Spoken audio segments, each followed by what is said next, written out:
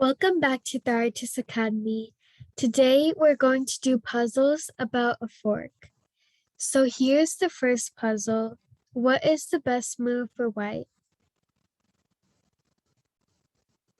The best move is knight to e7 because it's a fork of the king and the queen. If you don't know what a fork is where you attack two things at the same time. Knight e7 is a fork because it's attacking two things, the king and the queen.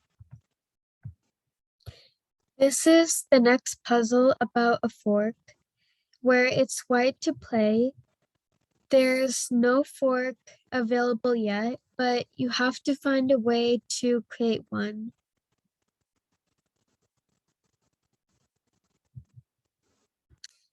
The best move is queen to a8. The reason is you can see that the king is guarding the rook. What you're trying to do with queen a8 is you're trying to distract the king. Then the king has to capture. That's the only legal move. They have to capture. And now that we distracted, we can make a fork. We capture the rook and we're attacking. And when we capture the rook, we're attacking the king and the queen. So we'll be able to get the queen back because when we do this, on the next move, we take the queen.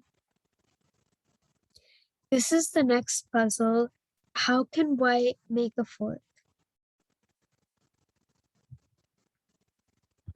If they move their pawn to f4, it's a fork because it's attacking two things, the bishop and the knight. And if the bishop captures the pawn, which white piece is guarding the pawn? It's the rook. So if the bishop captures the pawn, then the rook would capture the bishop. Because white is attacking two things, they don't have any way to save both. If they move the bishop, we take the knight. If they move the knight, we take the bishop. This is the next position of a fork. How can black make a fork? If they move the pawn to d5, it's attacking two things, the knight and the bishop. And just like the early one, if they move the bishop, we take the knight. And if they move the knight, we take the bishop. How can white make a fork?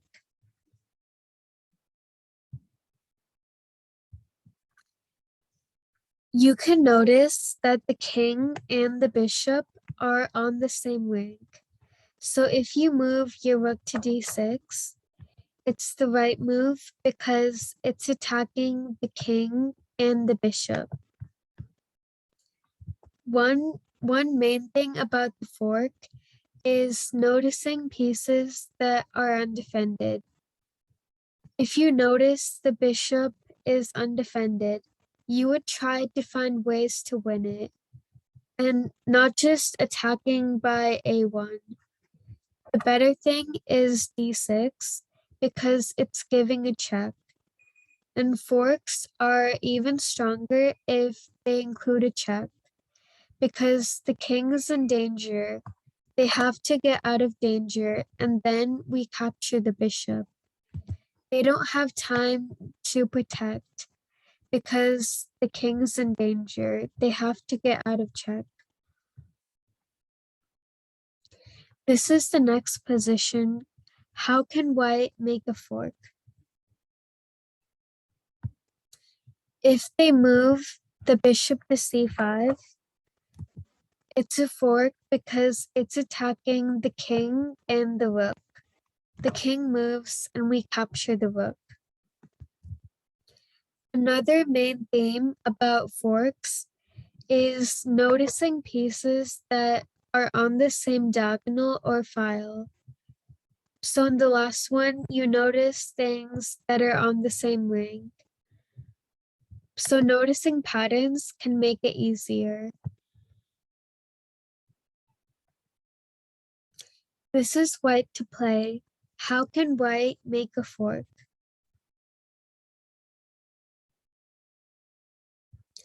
They moved their queen to e5. It's attacking the king and the rook on h8. I said earlier to notice things that are undefended. You notice that the rook is loose. It doesn't have any protectors. So then you see that you could attack the king and the rook. And then you win on the next move. I hope you enjoyed this video. And if you did, please make sure to like, subscribe, and share this video to others. I'll see you in my next video. Bye!